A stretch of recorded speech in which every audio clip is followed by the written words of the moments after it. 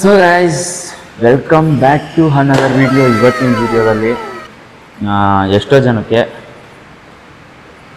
ಅಂದರೆ ಇವಾಗ ಸಣ್ಣ ಆಗೋರ್ಗು ಮತ್ತು ದಪ್ಪ ಆಗೋರ್ಗು ಫ್ಯಾಟ್ ಲಾಸ್ ಮಾಡಬೇಕು ಅಂದರೆ ಏನು ತಿನ್ನಬೇಕು, ಫ್ಯಾಟ್ ಲಾಸ್ ಮಾಡಬಾರ್ದು ಅಂದರೆ ಏನು ತಿನ್ನಬೇಕು, ಮತ್ತು ಕ್ವಾಲಿಟಿ ಮಾಡೋರಿಗೆ ಏನು ತಿನ್ನಬೇಕು, ಮತ್ತು ಏನು ತಿಂದರೆ ಒಳ್ಳೆಯದು, ಎಷ್ಟು ವರ್ಕೌಟ್ ಮಾಡಬೇಕು, ಎಷ್ಟು ಕ್ಯಾಲೋರೀಸ್ ಬರ್ನ್ ಮಾಡಬೇಕು ಅನ್ನೋದ್ರ ಬಗ್ಗೆ ವಿಡಿಯೋ ಮಾಡ್ತಾ ಇರೋದು.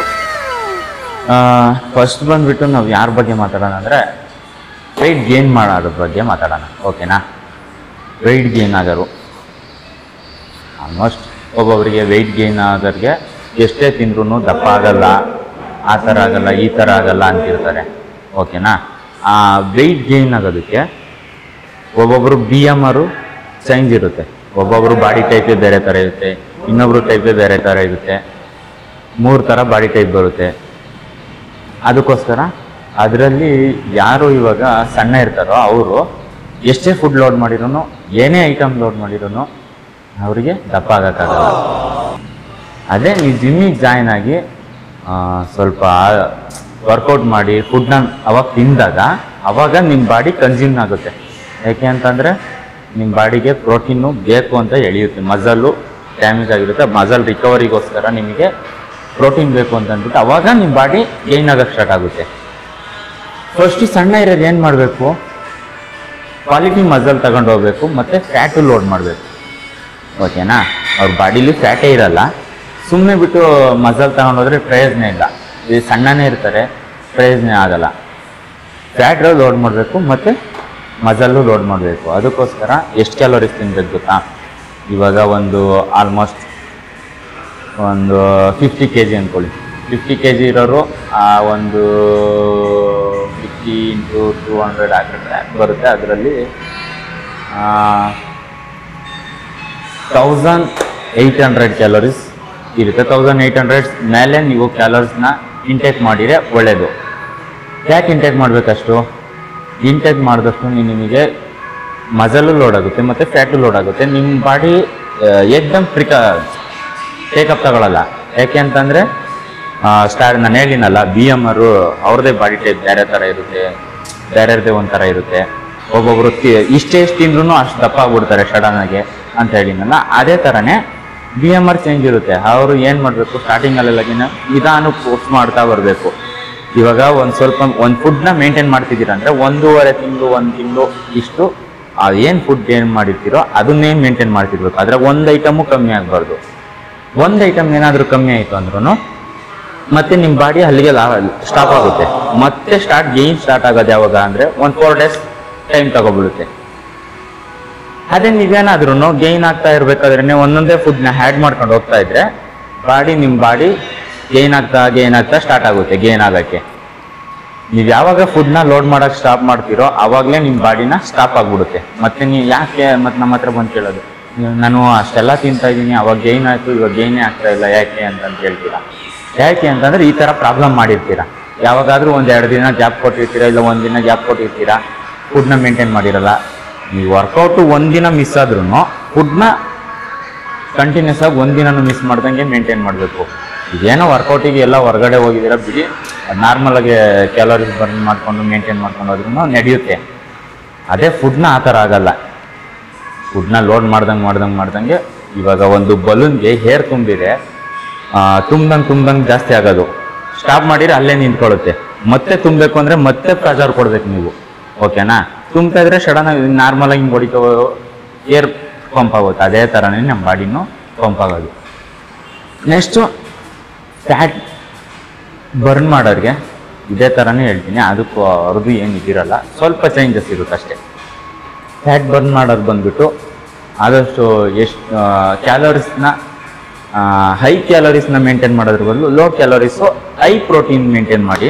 ಆವಾಗ ತುಂಬಾ ಹೆಲ್ಪ್ ಆಗುತ್ತೆ ನಿಮಗೆ. ಯಾಕೆಂದರೆ ಅವ್ರ ಬಾಡಿಗೆ ಬೇಕಾಗಿರೋದು ಫ್ಯಾಟ್ ಅಲ್ಲ, ಮಸಲ್ಲು. ಕ್ವಾಲಿಟಿ ಫ್ಯಾಟು ಆರಾಮಾಗೆ ಲೋಡ್ ಆಗಿಬಿಡುತ್ತೆ. ನಿಮ್ಗೇನು ಇದನ್ನು ಮಾಡಿದ್ರು ನಾರ್ಮಲ್ ಫುಡ್ಡಾಗಲೇ ಲೋಡ್ ಆಗಿಬಿಡುತ್ತೆ. ಆದರೆ ಮಸಲ್ಲು ಅಷ್ಟು ಲೋಡ್ ಆಗಲ್ಲ. ಅದಕ್ಕೋಸ್ಕರ ನೀವು ಏನು ಮಾಡಬೇಕು ಅಂದರೆ ಈ ಚಪಾತಿ, ಚಿಕನ್ನು, ಈ ವೆಜಿಟೇಬಲ್ಸು, ಫ್ರೂಟ್ಸು ಇವೆಲ್ಲ ಜಾಸ್ತಿ ಪ್ರಿಪೇರ್ ಮಾಡ್ಕೊಳ್ಳಿ. ಆದಷ್ಟು ಚೆನ್ನಾಗಿ ಇಂಟೇಕ್ ಮಾಡಿ. ಫ್ಯಾಟ್ ಬರ್ನ್ ಮಾಡೋ ನೆಪದಲ್ಲಿ ಫುಡ್ನೆಲ್ಲ ಕಮ್ಮಿ ಮಾಡಿಬಿಟ್ಟು ನಾನು ಒಂದು ದಿನದಲ್ಲಿ ಬರೀ 1 ಟೈಮ್ ಮಾತ್ರ ತಿಂತಾ ಇದ್ದೀನಿ ಅಂತಂದೆಲ್ಲ ಇದನ್ನ ಮಾಡೋಕ್ಕೆ ಹೋಗ್ಬೇಡ್ರಿ. ಅವಾಗೆಲ್ಲ ಫ್ಯಾಟು ಬರ್ನ್ ಆಗೋದ್ರ ಬದಲು ಗೈನ್ ಆಗೋಕ್ಕೆ ಸ್ಟಾರ್ಟ್ ಆಗುತ್ತೆ. ಏಕೆಂದರೆ ಒಳಗಡೆ ಏನು ಏರು ಅಂದರೆ ಗ್ಯಾಸ್ಟ್ರಿಕ್ ಥರ ಆಗಿಬಿಡುತ್ತೆ. ಗ್ಯಾಸ್ಟ್ರಿಕ್ ಥರ ಆಯಿತು ಅಂತಂದರೆ ನಿಮಗೆ ಅಷ್ಟು ಇದಾಗಲ್ಲ, ಮಸಲ್ ರಿಕವರಿಗೆ ಟೈಮ್ ಸಿಗಲ್ಲ ನಿಮಗೆ. ಅದಕ್ಕೋಸ್ಕರ ನೀವು ಆದಷ್ಟು ಪ್ರೋಟೀನ್ ಇರೋ ಐಟಮು, ಫೈಬರ್ ಐಟಮು, ಇಂಥ ಐಟಮ್ನ ಜಾಸ್ತಿ ಲೋಡ್ ಮಾಡೋಕ್ಕೆ ಸ್ಟಾರ್ಟ್ ಮಾಡಿ. ಯಾವುದು ಕ್ಯಾಲೋರೀಸ್ ಜಾಸ್ತಿ ಆಯಿತೋ ಅದನ್ನು ಕಮ್ಮಿ ಮಾಡ್ತಾ ಬನ್ನಿ. ಈ ಕಡೆ ಜಾಸ್ತಿ ಮಾಡಿ, ಈ ಕಡೆ ಕಮ್ಮಿ ಮಾಡ್ತಾ ಬನ್ನಿ. ಆವಾಗ ನಿಮ್ಮ ಬಾಡಿ ಯಾಕೆ ಕಮ್ಮಿ ಆಗಲ್ಲ, ಯಾಕೆ ಫ್ಯಾಟ್ ಬರ್ನ್ ಆಗಲ್ಲ, ಕಮ್ಮಿ ಆದೇ ಆಗುತ್ತೆ. ನಿಮ್ಮ ಬಾಡಿನ ಎಷ್ಟು ಚೆನ್ನಾಗಿ ಕ್ಲೀನಾಗಿ ನೋಡ್ಕೊಂಡು ಹೋಗ್ತಾ ಇರ್ತೀರೋ ಅಷ್ಟು ಚೆನ್ನಾಗಿ ಮೇಂಟೈನ್ ಆಗ್ತಾ ಹೋಗುತ್ತೆ. ನೀವು ಅಷ್ಟೇ, ಇವಾಗ ಒಂದು ಫುಡ್ನ ಕೊಟ್ಟಿರ್ತೀನಿ, ಇವಾಗ ಮೇಂಟೈನ್ ಮಾಡ್ತಾ ಇರ್ತೀರಾ, ಸಡನ್ನಾಗಿ 1-2 ದಿನ ಸ್ಟಾಪ್ ಮಾಡೋದು, ಫುಡ್ನ ಬೇರೆ ಚೇಂಜ್ ಮಾಡಿಬಿಟ್ಟು ಎಕ್ಸ್ಟ್ರಾ ಏನಾದರೂ ಲೋಡ್ ಮಾಡೋದು. ಇವಾಗ ಹೈ ಕ್ಯಾಲೋರೀಸ್ ಇರೋದು, ಇವಾಗ ಇಡ್ಲಿ ಇರ್ಬೋದು, ವಡೆ ಇರ್ಬೋದು, ಈ ಥರದ್ದು ಹೈ ಕ್ಯಾಲೋರೀಸ್ ಇರೋ ಐಟಮ್ನ ಲೋಡ್ ಮಾಡಿಬಿಡೋದು. ಒಂದು ದಿನ ಏನೂ ಆಗಲ್ಲ ಬಿಡು, ಸ್ಕಿಪ್ ಮಾಡೋಣ, ಒಂದು ದಿನ ಇನ್ನೊಂದು ದಿನ ಬೇಕಾದ್ರೆ ಎಕ್ಸ್ಟ್ರಾ ಇದನ್ನು ಮಾಡೋಣ. ಆವಾಗ ಏನಾಗುತ್ತೆ, ನಿಮಗೆ ಈ ಲಾಸ್ ಆಗ್ತಿರೋದು ಬಂದ್ಬಿಟ್ಟು ಲಾಸ್ ಆಗುತ್ತೆ, ನಾರ್ಮಲಾಗಿ ಇರುತ್ತೆ, ಆದರೆ ಓಲ್ಡ್ ಆಗಿಬಿಡುತ್ತೆ, ಮತ್ತೆ ಸ್ಟಾಪ್ ಆಗಿ ಅಲ್ಲೇ ಇದನ್ನು ಮಾಡಿಬಿಡುತ್ತೆ. ಮತ್ತೆ ನೀವು ಮಾಡಬೇಕು ಅಂದರೆ ಅಷ್ಟು ಕ್ಯಾಲೋರೀಸು ಬರ್ನ್ ಮಾಡಬೇಕು. ನೀವೇನು ಲೋಡ್ ಮಾಡಿರ್ತೀರೋ ಅಷ್ಟು ಕ್ಯಾಲೋರೀಸ್ನ ಬರ್ನ್ ಬರ್ಬೇಕಾಗುತ್ತೆ. ಯಾಕೆ ಬರ್ನ್ ಮಾಡಬೇಕು? ಇವಾಗ ಲೋಡ್ ಮಾಡಿರ್ತೀರಾ, ನಾರ್ಮಲಾಗಿ ಮೇಂಟೈನ್ ಮಾಡ್ತಿರೋ ಟೈಮಲ್ಲಿ ಎರಡು ಬ್ಯಾಲೆನ್ಸ್ ಮಾಡ್ಕೊಂಡು ಮೇಂಟೈನ್ ಮಾಡ್ತೀರಾ, ಫುಡ್ನು ಕ್ಯಾಲೋರೀಸ್ನು ಮೇಂಟೈನ್ ಮಾಡ್ಕೊಂಡು ಬರ್ತಾ ಇರ್ತೀರಾ. ಇವಾಗ ಒಂದು ದಿನ ಏನೋ ಎಕ್ಸ್ಟ್ರಾ ಲೋಡ್ ಮಾಡಿರಿ ಅಂದರೆ ಆ ಕ್ಯಾಲೋರೀಸ್ನ ನೀವು ಬರ್ನ್ ಮಾಡಬೇಕಾಗುತ್ತೆ. ಏನು ನೀವು ಇಡ್ಲಿ ತಿಂದಿರ್ತೀರೋ ಆ ಕ್ಯಾಲೋರೀಸ್ನ ಬರ್ನ್ ಮಾಡಬೇಕಾಗುತ್ತೆ. ಆ ಕ್ಯಾಲೋರೀಸ್ ಬರ್ನ್ ಮಾಡಬೇಕು ಅಂದರೆ ತುಂಬ ಕಷ್ಟ. ಅದಕ್ಕೋಸ್ಕರ ನೀವು ಏನು ಮೇಂಟೈನ್ ಮಾಡ್ತಿರ್ತೀರೋ ನಿಮ್ಮ ಬಾಡಿ ರಿಸಲ್ಟ್ ಸಿಗೋವರೆಗೂ ಅದೇ ಮೇಂಟೈನ್ ಮಾಡ್ತಿರ್ಬೇಕು. ಇವಾಗ ಒಂದು ಗೋಲ್ ಇಟ್ಕೊಂಡಿದ್ದೀರಾ ಅಂದ್ಕೊಳ್ಳಿ, ಇವಾಗ ನಾನು ನಾರ್ಮಲಾಗೆ ಬಾಡಿ ಫಿಟ್ ಆಗಬೇಕು, ಒಂದು ರೇಂಜಿಗೆ ಫ್ಯಾಟ್ ಇಲ್ದಂಗೆ ಕ್ವಾಲಿಟಿ ಮಸಲ್ ಕಾಣಬೇಕು ಅನ್ನೋ ರೇಂಜಿಗೆ ಗೋಲ್ ಇಟ್ಕೊಂಡಿರ್ತೀರಾ ಅಂದ್ಕೊಳ್ಳಿ. ಅಂಥವರೆಗೂ ನೀವು ಫುಡ್ನ ಯಾವುದೇ ಕಾರಣಕ್ಕೂ ಕಮ್ಮಿ ಮಾಡ್ದಂಗೆ ಮತ್ತು ಹೈ ಕ್ಯಾಲೋರೀಸ್ ಹಾಕ್ದಂಗೆ ಪ್ರೋಟೀನ್ನೇ ಇಂಟೇಕ್ ಮಾಡ್ಕೊಂಡು ಹೋಗ್ತಾ ಇದ್ದರೆ ಆವಾಗ ನಿಮ್ಮ ಬಾಡಿ ನಾರ್ಮಲಾಗಿ ಮೇಂಟೈನ್ ಆಗ್ತಾ ಹೋಗುತ್ತೆ. ಯಾವಾಗ ನೀವು ಹೈ ಕ್ಯಾಲೋರೀಸ್ನ ಇಂಟೇಕ್ ಮಾಡಿಬಿಟ್ಟು ಬಿಡು ಒಂದಿನ ಅಂದ್ಕೊಂಡೆ ಜಾಸ್ತಿ ದಿನ ಆಗೋಗ್ಬಿಡುತ್ತೆ. ಇವಾಗ ಒಂದಿನ ಅಂತೀರಾ, ನೆಕ್ಸ್ಟ್ ಇನ್ನೊಂದು ದಿನ ಏನೋ ಬರುತ್ತೆ, ನೆಕ್ಸ್ಟ್ ಇನ್ನೊಂದು ದಿನ ಯಾರ್ದೋ ಮದುವೆ ಬಂದ್ಬಿಡುತ್ತೆ, ಹೋಗ್ತೀರಾ. ಇವತ್ತು ತಿನ್ನಬಾರ್ದು ಅಂದ್ಕೊಂಡೆ ಹೋಗ್ತೀರಾ, ಆದರೆ ಅಲ್ಲಿ ಹೋಗಿದ ತಕ್ಷಣನೇ ಅಲ್ಲಿರೋ ಐಟಮ್ ನೋಡಿದ ತಕ್ಷಣ ಬಿದ್ದೋಗ್ಬಿಡ್ತೀರಾ. ಎಷ್ಟೋ ಜನಕ್ಕೆ ಹಂಗೆ ಆಗೋದು, ಬಿದ್ದೋದೇ ಹೋಗ್ತಾರೆ. ಆ ಥರ ಎಲ್ಲ ತಿನ್ನೋಕ್ಕೆ ಹೋಗೋದು. ಮೈಂಡ್ ಕಂಟ್ರೋಲ್ ಅನ್ನೋದು ಇಟ್ಕೊಂಡ್ರೆ ನೀವು ಮೇಂಟೈನ್ ಮಾಡ್ಬೋದು.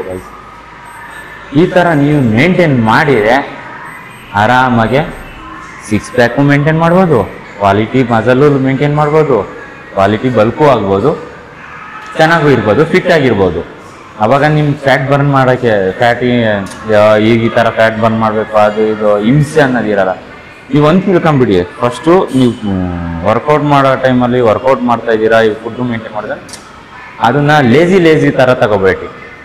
ಲೇಜಿ ತಗೊಂಡು ಬಿಡು ಮಾಡೋಣ ಅನ್ನೋ ಥರ ಎಲ್ಲ ಮಾಡೋಕ್ಕೆ ಹೋಗ್ಬೇಡ್ರಿ. ಆ ಥರ ಎಲ್ಲ ಮಾಡೋಕ್ಕೆ ಹೋದರೆ ನಿಮಗೆ ಲೇಜಿ ಥರ ಒಂದೊಂದು ಚೇಂಜ್ ಮಾಡ್ಕೊಂಬರ್ತೀರ. ಒಂದು ಫುಡ್ನ ಬಿಡು ಇವತ್ತು ಒಂದು ಸ್ವಲ್ಪ ಅಮೌಂಟ್ ಕಮ್ಮಿ ಐತೆ, ಈ ಫುಡ್ನ ಹಾಕೋದು ಬೇಡ, ಸುಮ್ಮನಾಗೋಣ, ನೆಕ್ಸ್ಟ್ ನಾಳೆ ಇನ್ನೊಂದು ಸ್ವಲ್ಪ ಜಾಸ್ತಿ ಹಾಕೋಣ ಅಂತ ಅನ್ಕೊಂತೀರ. ನೆಕ್ಸ್ಟ್ ಇನ್ನೊಂದು ದಿನ ಜಾಸ್ತಿ ಹಾಕ್ತೀರಲ್ಲ, ಅಲ್ಲಿಗೆ ಮ್ಯಾಚ್ ಆಗಲ್ಲ. ಆ ಫುಡ್ನ ಲೋಡ್ ಮಾಡ್ತೀರಾ, ಮತ್ತು ಅದು ಹಂಗೆ ಹೊರಟೋಗುತ್ತೆ. ನಿಮಗೆ ಪ್ರೋಟೀನ್ ಎಲ್ಲ ಸಿಗಲ್ಲ. ನೀವೇನು ಮೇಂಟೈನ್ ಮಾಡ್ತಿದ್ರು ಅದೇ ಪ್ರೋಟೀನು. ಇವತ್ತೇನು ಮಾಡ್ತೀರೋ ಅದೇ ನಾಳೆನೂ ಮೇಂಟೈನ್ ಮಾಡಬೇಕು, ನೆಕ್ಸ್ಟ್ ಡೇನೂ ಹಂಗೆ ಮೇಂಟೈನ್ ಮಾಡಬೇಕು. ಇದೇ ಥರ ಇರುತ್ತೆ ಪ್ರೋಸೆಸ್ಸು ಫ್ಯಾಟ್ ಬರ್ನಿಂಗಲ್ಲಿ ಮತ್ತು ವೆಯ್ಟ್ ಗೇನಿಂಗಲ್ಲಿ ಎಲ್ಲ ಇದೇ ಥರನೇ ಇರೋದು. ಎಲ್ಲರಿಗೂ ನಾವು ಇದೇ ಥರನೇ ತಲೆ ಓಡಿಸಿ ಅವ್ರ ಬಾಡಿ ವೆಯ್ಟು ಎಲ್ಲ ಚೆಕ್ ಮಾಡಿಬಿಟ್ಟು ನಾವು ರಿಸಲ್ಟ್ ಕೊಡೋದು. ನಿಮಗೂ ಈ ಥರ ರಿಸಲ್ಟ್ ಬೇಕು ಅಂತಂದರೆ ಕಮೆಂಟ್ ಬಾಕ್ಸಲ್ಲಿ ಕಮೆಂಟ್ ಮಾಡಿ. ಇಲ್ಲಾಂದರೆ ಪರ್ಸ್ನಲ್ಲಾಗಿ ನಾವು ಬೇಕು ಅಂದರೆ ಆನ್ಲೈನ್ ಟ್ರೈನಿಂಗ್ ಬೇಕು ಅಂದರೆ ಆನ್ಲೈನ್ ಟ್ರೈನಿಂಗು ಕೊಡ್ತೀವಿ. ಆನ್ಲೈನಲ್ಲೂ ನಾವು ಅವೈಲಬಲ್ ಇದ್ದೀವಿ. ಬೇಕು ಅಂದರೆ ಹೇಳಿ, ನಾನೇ ಖುದ್ದಾಗಿ ನಿಂತ್ಕೊಂಡು ಮಾಡಿಸಿ ನಿಮಗೆ ಫ್ಯಾಟ್ ಬರ್ನ್ ಮಾಡಿ ವೆಯ್ಟ್ ಗೇನ್ ಮಾಡಬೇಕಾ ಏನು ಮಾಡಬೇಕು ಅನ್ನೋದು ನೋಡಿಕೊಂಡು ಮಾಡಿಸ್ತೀನಿ. ಓಕೆ ಗೈಸ್, ಈ ವಿಡಿಯೋದಲ್ಲಿ ಇಷ್ಟೇ. ನೆಕ್ಸ್ಟ್ ವಿಡಿಯೋದಲ್ಲಿ ಸಿಗೋಣ. ಅಂಥವ್ರಿಗೂ ನಾನು ಮಿಸ್ ಮಾಡ್ಕೊತಾ ಇರಿ. BFit Game ಅಂತ ಯೂಟ್ಯೂಬ್ ಚಾನಲ್ನ ಸಬ್ಸ್ಕ್ರೈಬ್ ಮಾಡ್ಕೊಳ್ಳಿ, ಶೇರ್ ಮಾಡಿ, ಸಪೋರ್ಟ್ ಮಾಡಿ.